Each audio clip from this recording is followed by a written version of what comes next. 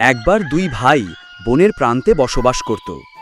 বড় ভাই তার ছোট ভাইয়ের প্রতি খুব নীচ মনোভাব জ্ঞাপন করত এবং সমস্ত খাবার খেয়ে ফেলত ও তার সমস্ত ভালো কাপড় নিয়ে নিত।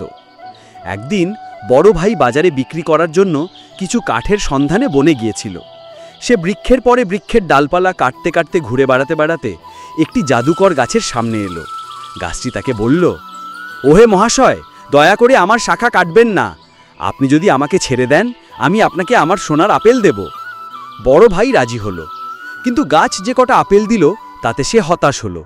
সে লোভে কাবু হয়ে গেল এবং গাছকে হুমকি দিল যে আরও আপেল না দিলে সে গোড়া থেকে গাছটি কেটে ফেলবে। তার পরিবর্তে গাছটি বড় ভাইয়ের ওপর শত শত ক্ষুদ্র সূচ বর্ষণ করল। যখন সূর্য দিগন্তের নিচে নেমে গেল, বড় ভাই বেদনায় মাটির ওপর শুয়ে পড়ল।